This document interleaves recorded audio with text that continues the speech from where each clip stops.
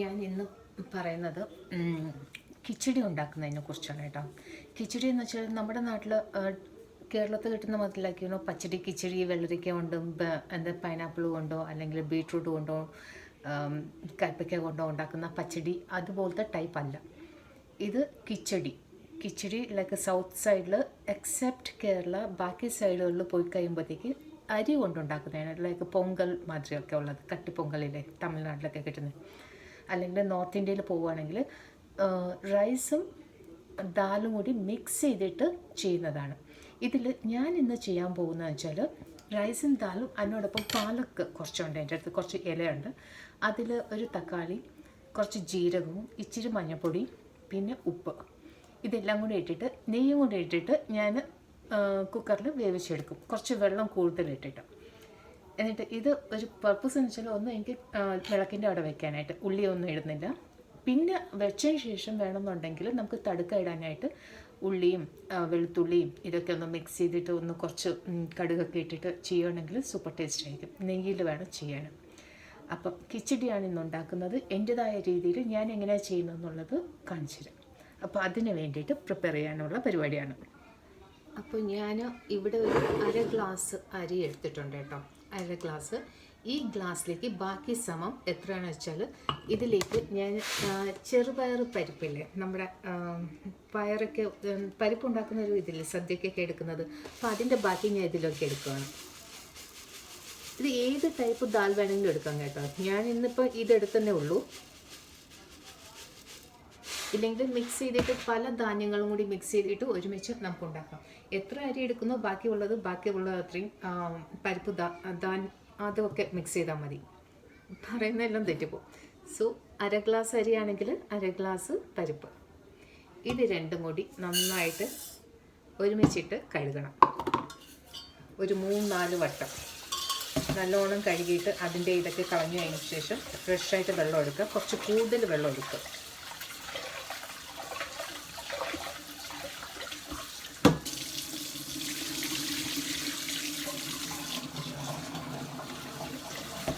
പെട്ടെന്ന് ചെയ്ത് കഴിക്കാൻ പറ്റുന്ന ഒരു ഇതാണ് കേട്ടോ. ഒരു പ്രയാസമില്ല. വേറെ കറികളൊന്നും നമുക്ക് വേണ്ട.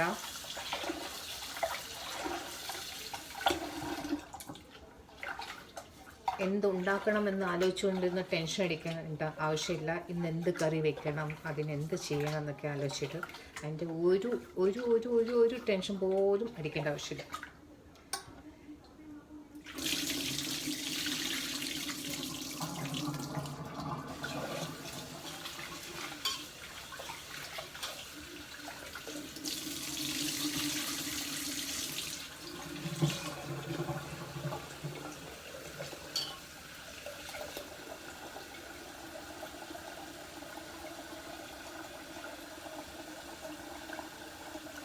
യൂഷ്വലി ഞാൻ 1 ഗ്ലാസ് അരി എടുക്കുകയാണെങ്കിൽ അല്ലെങ്കിൽ 2 ഗ്ലാസ് വെള്ളം ഇടുന്നത്. കിച്ചടിയാണ് എടുക്കുന്നതെങ്കിൽ 2-2.25 കുറച്ചും കൂടി കൂടുതൽ. അല്ലെങ്കിൽ നമ്മൾ കൈയിട്ട് ഇങ്ങനെ വെച്ച് നോക്കുമ്പോഴത്തേക്ക് ഈ അളവിൽ ഇതിനേക്കാളും കുറച്ച് മുകളിൽ നിൽക്കണം.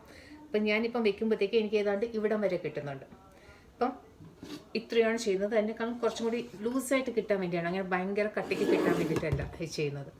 ഇനി ഇതിൽ ഞാൻ എടുത്ത് വെച്ചിരിക്കുന്ന ടേസ്റ്റ് കിട്ടാൻ വേണ്ടിയിട്ട് പാലക്ക് കുറച്ചുണ്ട്. ഉണ്ടെങ്കിൽ ഇരുന്ന് ഫ്രിഡ്ജിൽ ഇരുന്ന് കേടാവുകയാണ്. അപ്പോൾ അതിനൊന്ന് തീർക്കണം നമുക്ക്. അപ്പോൾ ഈ ഇല കൂടുതലൊന്നും ചെയ്യേണ്ട, ഇതുപോലെ ഒന്ന്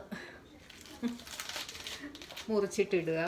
പിന്നെ എരിവിന് വേണ്ടിയിട്ട് കുറച്ച് മുളകുണ്ട് എൻ്റെ അടുത്ത്. ഞാനിപ്പം ഇതൊന്ന് തായ് ചില്ലിയാണ്, നല്ല എരിവാണിതിപ്പം. ചെറുതായിട്ടൊന്ന് കട്ട് ചെയ്തിട്ട് ഇടുവാണ്. കൈ കൊണ്ട് തന്നെയാണ് ചെയ്യുന്നത്. വേറെ വർക്കൊന്നും കൂടുതലില്ല. പെട്ടെന്ന് ചെയ്ത് തീർക്കാൻ പറ്റുന്ന ഒരു കിച്ചടിയാണിത്.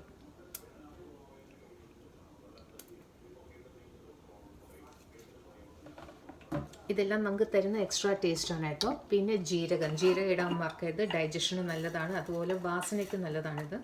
അപ്പം ഏതാണ്ട് 1-1.5 സ്പൂൺ തന്നെ എടുക്കുന്നുണ്ട് ഞാൻ. ചെറിയ സ്പൂണിൻ്റെ 1-1.5.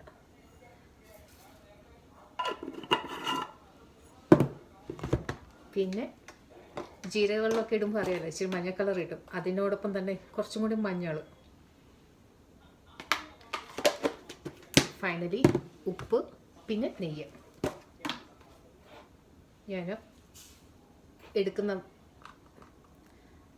അളവിനനുസരിച്ചിട്ടുള്ള നമ്മുടെ പാകത്തിനുള്ള ഉപ്പ് അവനവൻ്റെ ഇതിനനുസരിച്ചിട്ട്. എരിവ് അതിനനുസരിച്ചിട്ട് കൂട്ടാം കേട്ടോ. കൂടുതൽ കഴിക്കുന്നവർക്ക് കൂട്ടാം, അല്ല എന്നുണ്ടെങ്കിൽ കുറയ്ക്കാം. ഇതിൽ വേറെ ഇനി ഒന്നും ചെയ്യാനില്ല. ഞാൻ ആകെ കൂടി മിക്സ് ചെയ്ത് എല്ലാം കൂടി ഇട്ടു. പിന്നെ ഒന്ന് റെഡിയാക്കാൻ വേണ്ടിയിട്ട് 1 സ്പൂണ് നെയ്യ് മേത്തൂടെ ഇടുകയാണ്. കാരണം വെച്ചാൽ എനിക്ക് ഒരു മെയിൻ പർപ്പസ് എന്ന് വെച്ചാൽ കുക്കർ അടച്ച് കഴിയുമ്പോഴത്തേക്ക് പതഞ്ഞ് വരുമ്പോൾ പരിപ്പൊക്കെ ഉള്ളതല്ലേ, അപ്പോൾ അത് പത വല്ലാണ്ട് വരും, അതിൻ്റെ സ്റ്റാർച്ചൊക്കെ വല്ലാണ്ട് റിലീസ് ചെയ്യും. മുകളിൽ ഈ കഞ്ഞിപ്പശ ഇങ്ങനെ വല്ലാണ്ട് ഒട്ടിക്കിടക്കും. അത് വരാതിരിക്കാൻ വേണ്ടിയിട്ടാണ് കുറച്ച് നെയ്യ് അല്ലെങ്കിൽ എണ്ണ എന്താണെന്ന് വെച്ചാൽ ഇടാം. കുറച്ചിട്ടിട്ട് പിന്നെ അവസാനം ഫൈനലായിട്ട് നമ്മൾ കഴിക്കാനിരിക്കുമ്പോഴത്തേക്ക് കടുക്കൊക്കെ ഇടണമെന്നുണ്ടെങ്കിൽ കുറച്ചും കൂടി നെയ്യ് ഇട്ടിട്ട് കഴിക്കാം, നല്ല ടേസ്റ്റായിട്ട്.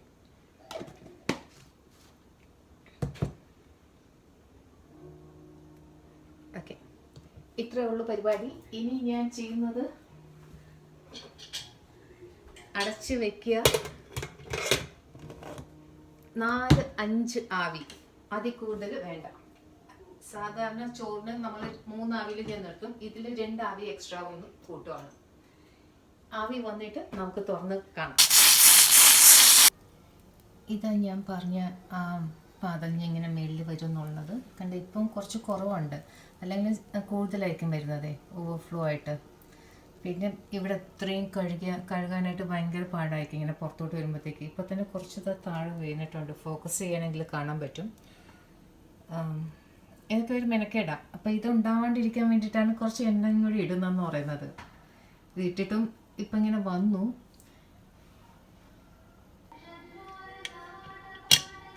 ആവി പോയിട്ടുണ്ട്. ഞാൻ ഇത്രയും ക്ലീൻ ചെയ്തെടുത്തു കേട്ടോ. എനിക്ക് എന്തെങ്കിലും അത് എന്തോ പോലെ ഇരിക്കും കാണുമ്പോഴത്തേക്ക്.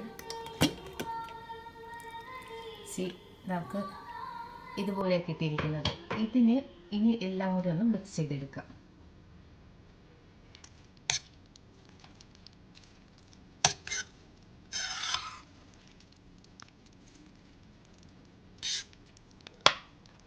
ഇപ്പം ആവശ്യത്തിനുള്ള ലൂസായിട്ട് തന്നെ ഉണ്ട്, ഭയങ്കര കട്ടിയല്ല. ഇത് കുറച്ച് തവി വെച്ച് ഉടച്ചെടുക്കുകയാണെങ്കിൽ കുറച്ചും കൂടി നല്ല സോഫ്റ്റായിട്ട് കിട്ടും. ഇത് ചൂടോടെ വേണം കഴിക്കാൻ. തണുത്തതിന് ശേഷം കഴിച്ചാൽ അത്ര ടേസ്റ്റ് ഒന്നും കിട്ടില്ല, ചൂടോടെ കഴിക്കണം.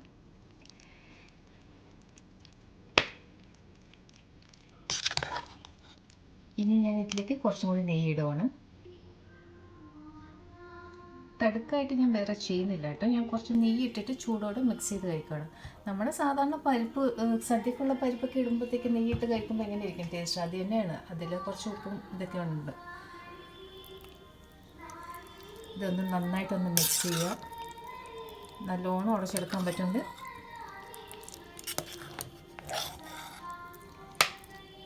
ഇതാണ് ഞാൻ ഇനി വിളക്കിൻ്റെ അവിടെ കുറച്ചെടുത്തിട്ട് പ്രസാദമായിട്ട് വെക്കാൻ പോകുന്നത്.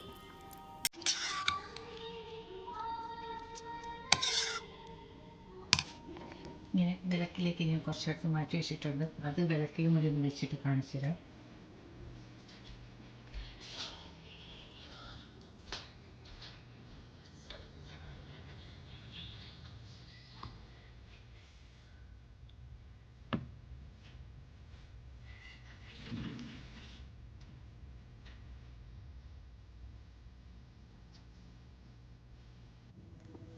ഞാൻ എടുത്തു കഴിഞ്ഞു. എനിക്കുള്ളത് ഇതിലേക്ക് ഞാൻ കുറച്ച് അച്ചാർ എടുത്തിരിക്കുകയാണ്. ഇത് മതി കേട്ടോ നമുക്ക് ഒരു റിച്ച് ലൈക്കണോ ഫുൾ മീലായിട്ട് കൺസിഡർ ചെയ്യാനായിട്ട്. ഇതിൽ തന്നെ റിച്ച് പറയാൻ കാരണം വെച്ചാൽ നെയ്യ് മാക്സിമം ഉണ്ട്, കൊഴുപ്പിൻ്റെ ആവശ്യമുണ്ട്, ഒത്തിരി ഉണ്ട് കൊഴുപ്പിൻ്റെ ഇത്. പിന്നെ അതല്ലാണ്ട് പരിപ്പും ധാന്യങ്ങളൊക്കെ ആകുമ്പോഴത്തേക്ക് അറിയാമല്ലോ, നമുക്ക് വേണ്ടതെല്ലാം കിട്ടുന്നുണ്ട്. പിന്നെ ചീരയുണ്ട്, പച്ചമുളകുണ്ട്. ലാവിഷ് എന്ന് പറയാനുള്ള കാരണം അതിൻ്റെ കൂടെ ഒരു എക്സ്ട്രാ ഒരു കറി അല്ലെങ്കിൽ തൊടാനായിട്ട് എന്തെങ്കിലും ഉണ്ടെങ്കിൽ അത് സൂപ്പർ ലാവിഷാണ്. ഇല്ല നിങ്ങൾക്ക് ഇനി വേറെ എന്തെങ്കിലും വേണമെന്നുണ്ടെങ്കിൽ ചമ്മന്തി ഉണ്ടാക്കാം, സാമ്പാറോ അല്ലെങ്കിൽ വേറെ എന്തെങ്കിലും ഇച്ചിരി എരിവിനായിട്ടുള്ളത് മുളക് വെച്ചിട്ട് ഇങ്ങനെ മുളക് കറിയൊക്കെ കാണത്തില്ലേ, അതൊക്കെ വെച്ചിട്ട് കഴിക്കുകയാണെങ്കിൽ സൂപ്പർ ടേസ്റ്റാണ്. കാരം എന്ന് പറയും. ഇനി എന്താ, ഇനി ഞാൻ ടേസ്റ്റ് ചെയ്ത് നോക്കാം. ഞാൻ കഴിച്ചു തുടങ്ങി കേട്ടോ, ഒന്നും പറയാനില്ല. ശരിക്കും നല്ല ടേസ്റ്റാണ്. പരിപ്പും ചോറും പിന്നെ ചീരയൊക്കെ അതിനകത്ത് മിക്സ് ചെയ്യുമ്പോഴത്തേക്ക് അറിയാമല്ലോ നമുക്ക് ഓട്ടോമാറ്റിക്കായിട്ട് എന്ത് ടേസ്റ്റാണ് കിട്ടുന്നതെന്നുള്ളത്. പിന്നെ അതിൻ്റെ കൂട്ടത്തിൽ ഞാൻ തൊട്ട് കൂടാനായിട്ട് അച്ചാറും വെച്ചിട്ടുണ്ട്. ആവക്കായാണ്, മാങ്ങയുടെ പഴയ ആവക്കായ എൻ്റെ അടുത്തുള്ളത്. അത് ഇരുന്ന് പഴകും തോറും അതിൽ നിന്ന് എസൻസ് കൂടുതൽ കിട്ടുന്നുണ്ട് ആവക്കായൻ്റേത്. ഇനി പുതിയ പച്ചമാങ്ങ വല്ലതും കിട്ടുവാണെങ്കിൽ ഇടണമെന്നുണ്ട് എൻ്റെയൊക്കെ. അപ്പം ഏതായാലും ഞാനിത് ഇവിടെ വെച്ച് നിർത്തുവാണ്. കൂടുതൽ കത്തി വെച്ച് കൊല്ലുന്നില്ല ആരെയും.